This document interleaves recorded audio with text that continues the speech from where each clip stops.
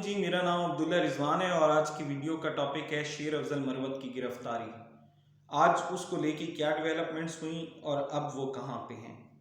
शेर अफजल मरवत इस वक्त पीटीआई के मरकज़ी रहनुमा की हैसियत इख्तियार कर चुके हैं। शेर अफजल मरवत कुछ दिन पहले से ही मशहूर होना शुरू हुए हैं। इससे पहले लोग इतनी तादाद में उनको नहीं जानते थे जितना इमरान खान की गिरफ्तारी के बाद उनको जानना शुरू हुए हैं। और उनकी पीटीआई के रहनुमा की हैसियत से उनकी एक प्रोग्राम में लड़ाई हुई, जिसको बाद में उन्होंने डिस्कस करते हुए उनका एक मकूला जो है वो मशहूर हो गया, जिसको लोग कहते थे कि प्रोग्राम तो बढ़ गया। अब बज़ाहिर ऐसे लगता है कि शायद उनका प्रोग्राम बढ़ गया है या नहीं बढ़ा, इसके बारे में हम डिस्कस करते हैं।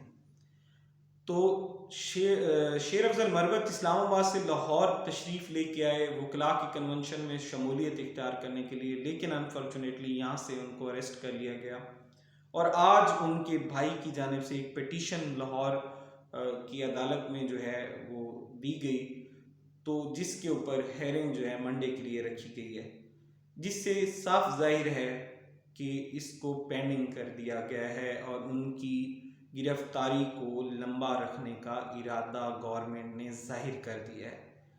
क्योंकि वकला की टीम आज जब सरदार लतीफ़ खोसा की ज़ेर सदारत थाना में पहुंची तो थाने वालों ने रिफ्यूज़ कर दिया ये कहकर कि शेर अफजल मरवत उनकी पास नहीं है, उनकी कस्टडी में नहीं है। उसके बाद वो आईजी ऑफिस गए, फिर डीसी साहिबा के पास गए। डीसी साहिबा ने एक मरासला जारी किया, वो तो कल भी उन्होंने जारी किया था कि अमन व अमान की सूरत को पेश नज़र रखते हुए शेर अफजल मरवत को अरेस्ट कर दिया गया है। अब देखना यह है कि उनकी रिहाई कब होती है। बज़ाहिर जिस तरह का रिएक्शन थाने ने दिया है, पुलिस ने दिया है, या जिस तरह का उसको लिंगर ऑन कोर्ट ने किया है, लग ये रहा है कि वो जल्दी जो है वो रिहा नहीं होंगे। ना उनको उनके वकला से मिलने दिया जा रहा है, ना उनके हवाले से कोई ऐसी अपडेट आ रही है कि वो जल्द अज जल्द रिहा हो जाएंगे। अब सवाल पैदा ये होता है कि शेर अफजल मरवत एक आम से कारकुन थे, उनसे इतना डर क्यों है? क्यों गवर्नमेंट उनको गिरफ्तार करके रखना चाहती है? उसकी वजह ये है कि इमरान खान के अरेस्ट होने के बाद एक पीटीआई के सब रहनुमा में से एक वाहिद ही रहनुमा है जिसने अवाम को बहुत मोबिलाइज किया है, लोगों में गया है, न डर हो के वहाँ पे अपना जो पार्टी है उसका प्रचार किया है। यहाँ तक कि उनके केपीके में जलसे जो हैं वो बहुत कामयाब जलसे रहे हैं। तो हुकूमत को शायद इस बात का डर है, हुकूमत बज़ाहिर हम कहते हैं कि वो तो निगरान हुकूमत है, लेकिन बैकडोर पे हुकूमत और जो अपोजिशन है और जिस तरह से कहा यह जा रहा है कि ये जो मौजूदा निगरान हुकूमत है वो नून लीग के लिए एक सेटअप है और एक तैयारी है, और उसके हवाले से कहा यह जा रहा है कि शायद ये एक डर था कि पंजाब में भी शायद उनकी जो मौजूदगी थी वो लोगों को मोबिलाइज कर सकती थी और कहीं ना कहीं हालात ऐसे पैदा हो सकते थे कि जिससे दोबारा पीटीआई को एक फायरी स्पीकर होने की वजह से एक एडवांटेज होता। अब जिस तरह के हालात व वाक़यात बन गए हैं, बज़ाहिर ऐसा लग रहा है कि उनको जल्द रिहा नहीं किया जाएगा, लेकिन मंडे को देखते हैं क्या बनता है कि उनको रिहा किया जाए या ना किया जाए। सवाल पैदा ये होता है कि अगर निगरान हुकूमत गैर जानिबदार है और वाकई फ्री एंड फेयर इलेक्शंस होने हैं तो ऐसा क्या ख़तरा है?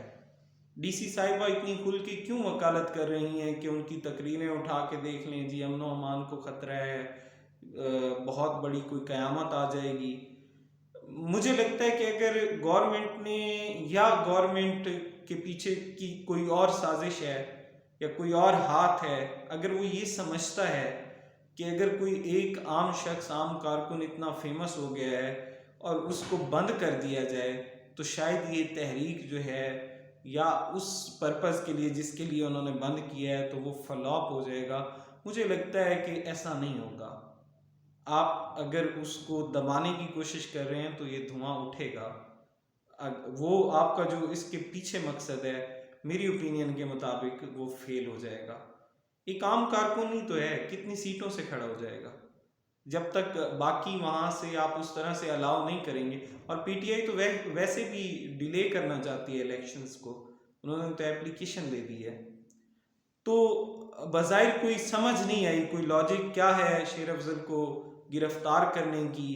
ये किसी शख्स की कोई ज़ाती ख्वाहिश है या क्या वो वाकया ही अमन व अमान के लिए ख़तरा था, इसका फ़ैसला आप लोगों ने करना है। मैंने अपनी ओपिनियन में जो तजिया था वो आपके सामने रख दिया है, और आपसे दरख्वास्त यही है कि मेरे चैनल को ग्रो होने के लिए इसको सब्सक्रिप्शंस की ज़रूरत है, तो आप काइंडली इसको सब्सक्राइब करें, क्योंकि हम थंबनेल्स लगा के कोई गलत खबर देते नहीं है, सीधा और सादा खबर है।